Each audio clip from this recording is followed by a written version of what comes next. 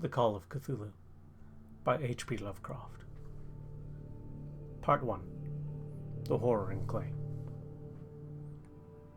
The most merciful thing in the world, I think, is the inability of the human mind to correlate all its contents. We live on a placid island of ignorance in the midst of black seas of infinity, and it is not meant that we should stray far. The sciences, each straining in its own direction, have hitherto harmed us little. But someday, the piecing together of dissociated knowledge will open up such terrifying vistas of reality and our frightful position therein, that we shall either go mad from the revelation or flee from the light into a peace and safety of a new dark age. Theosophists have guessed at the awesome grandeur of the cosmic cycle, wherein our world and the human race form transient incidents. They have hinted at strange survivals in terms which would freeze the blood, if not masked by a bland optimism. But it is not far from them that there came the single glimpse of forbidden eons which chills me when I think of it, and maddens me when I dream of it. That glimpse, like all dread glimpses of truth, flashed out from an accidental piecing together of separated things. In this case, an old newspaper item and the notes of a dead professor. I hope that no one else will accomplish this piecing out. Certainly, if I live, I shall never knowingly supply a link in so hideous a chain. I think that the professor, too, intended to keep silent regarding the part he knew, and that he would have destroyed his notes had sudden death not seized him. My knowledge of the thing began in the winter of 1926 through 27, with the death of my great-uncle, George Gamble Angell, Professor Emeritus of Semitic Languages in Brown University, Providence, Rhode Island. Professor Angell was widely known as an authority on ancient inscriptions, and had frequently been resorted to by the heads of prominent museums, so that his passing at the age of 92 may be recalled by many.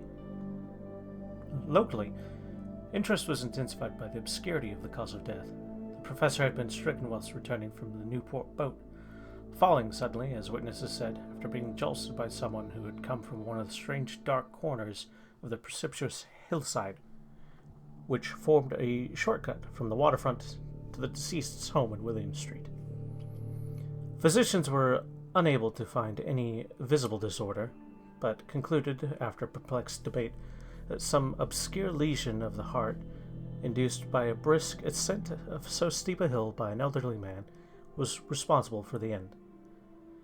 At the time, I saw no reason to dissent from this dictum, but latterly I am inclined to wonder, and more than wonder.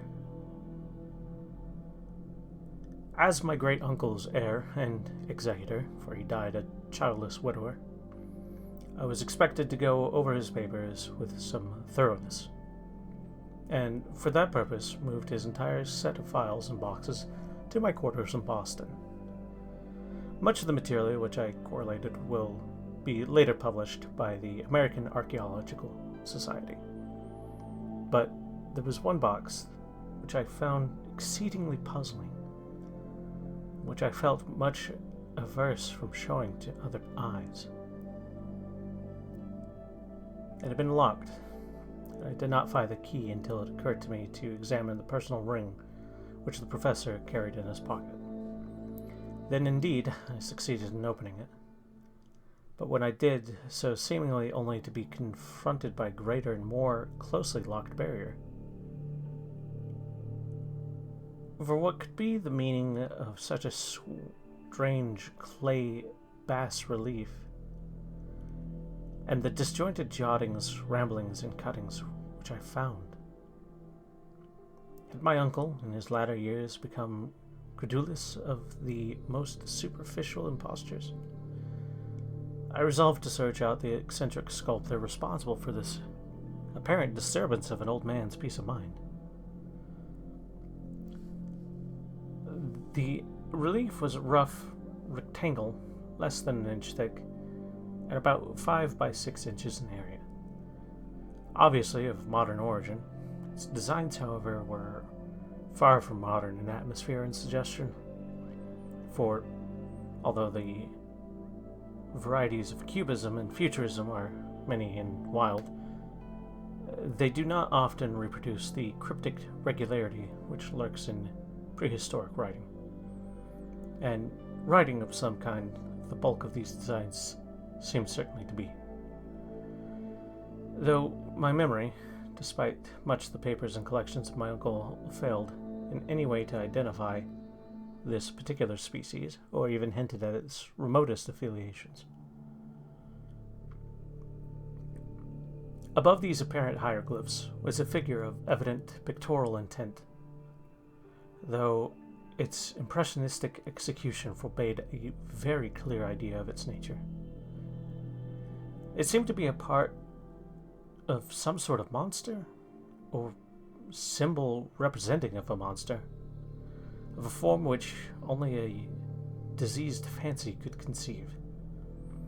If I say that my somewhat extravagant imagination yielded simultaneously pictures of an octopus, a dragon, and a human caricature, I shall not be unfaithful to the spirit of the thing.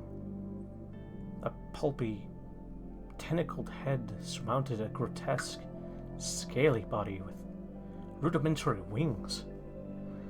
It was the general outline of the whole which made it most shockingly frightful.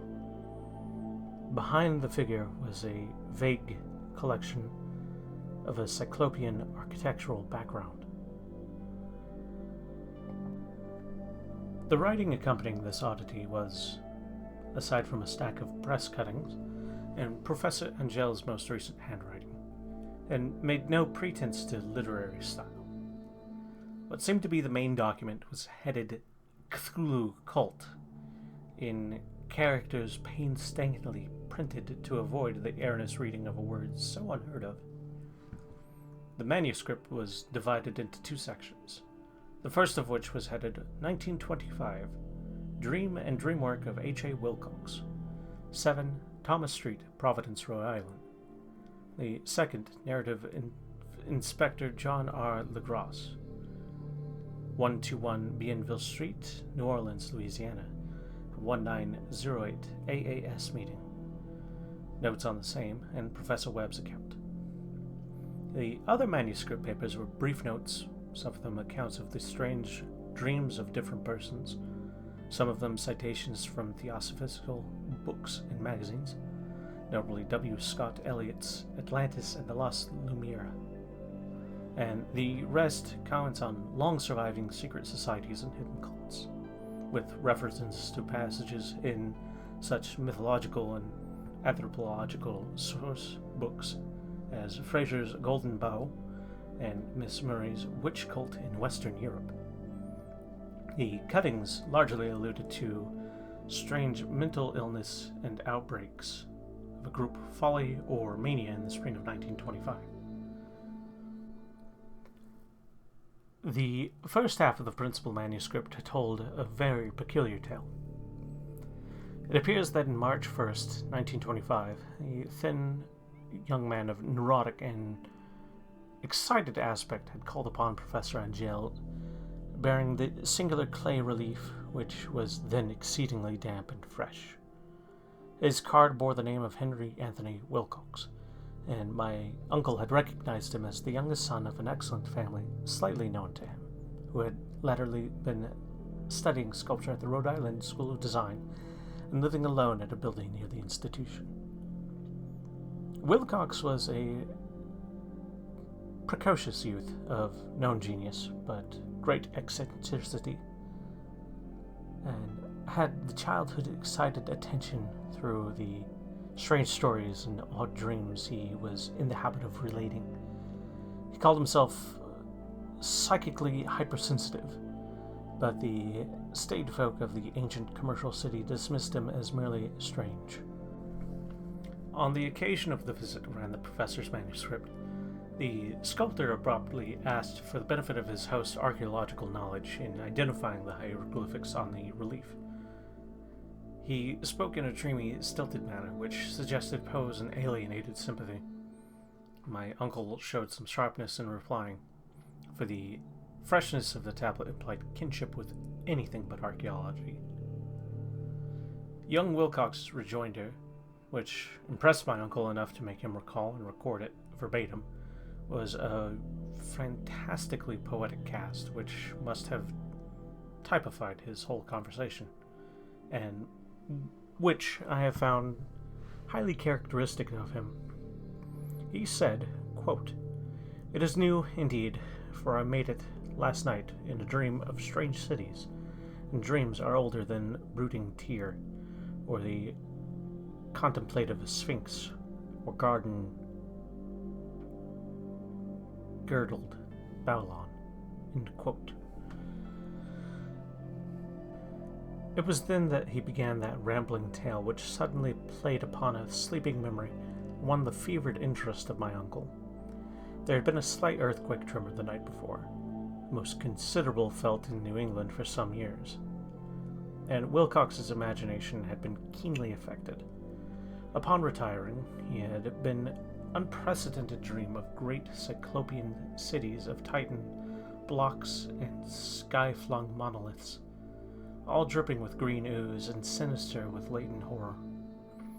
Hieroglyphics had covered the walls and pillars, and from some undetermined point below had come a voice that was not a voice, a chaotic sensation which was only fancy could transmute into sound, but which he attempted to render by the almost unpronounceable jumble of letters. Cthulhu Fatagen. This verbal jumble was the key to the recollection which excited and disturbed Professor Angel. He questioned the sculptor with scientific minuteness, and studied with frantic intensity the relief of which the youth had found himself working, chilled and clad only in his nightclothes, when waking had stolen bewilderingly over him. My uncle blamed his old age, Wilcox afterwards said, for his slowness in recognizing both hieroglyphics and pictorial design.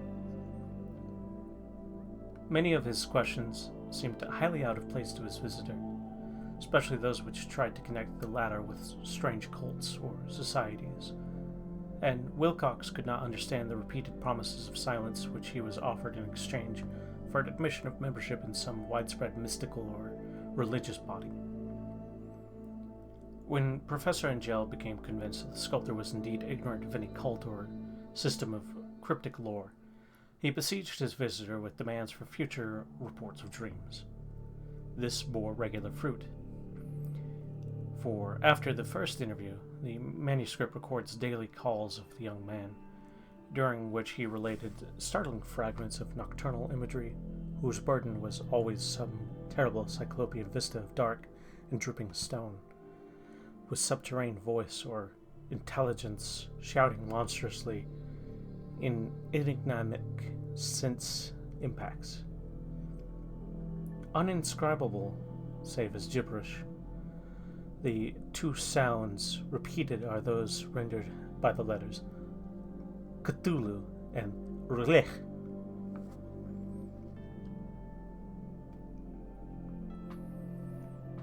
On March 23rd, the manuscript continued.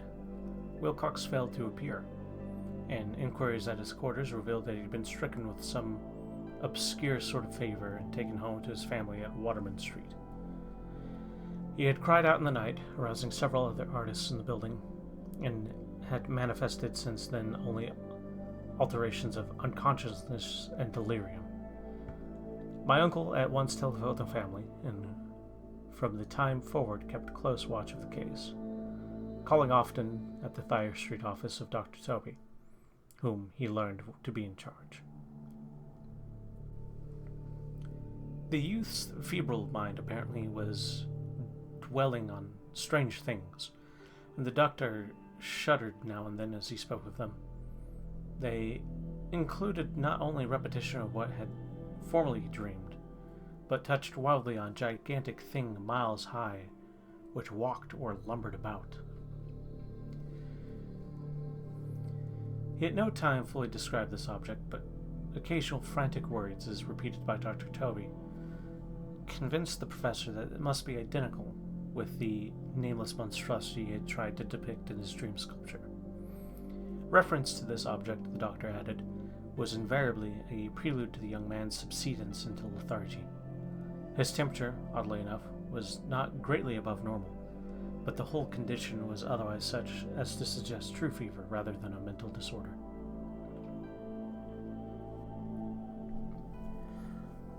On April 2nd at about 3 p.m., every trace of Wilcox's malady suddenly ceased. He sat upright in bed, astonished to find himself at home and completely ignorant of what had happened in dream or reality since the night of March 22nd. Pronounced well by his physician, he returned to his quarters in 3 days, but to Professor Angel he was no further assistance. All traces of strange dreaming had vanished with his recovery.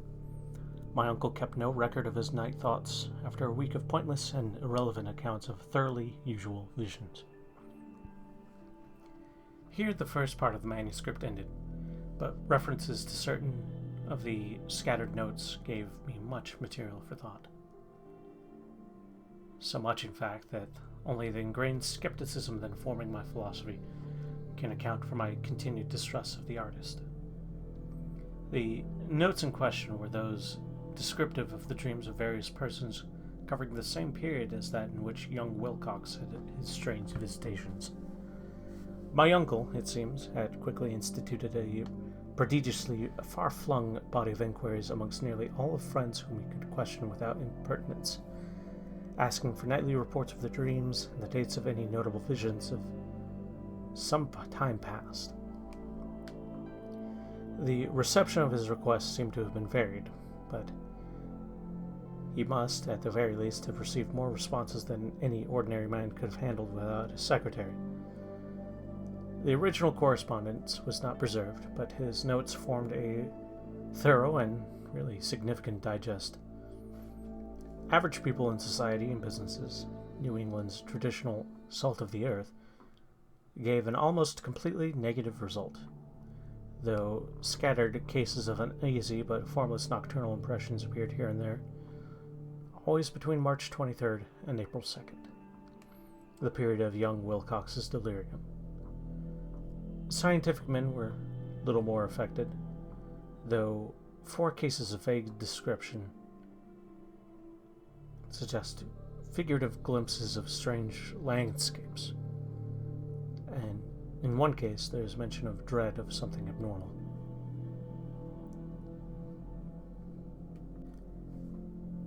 It was from the artists and the poets that the pertinent answers came, and I know that panic would have broken loose had they been able to compare notes. As it was, lacking the original letters, I have suspected the compiler of having asked leading questions or having edited the correspondence in cooperation with what had Leighton resolved to see.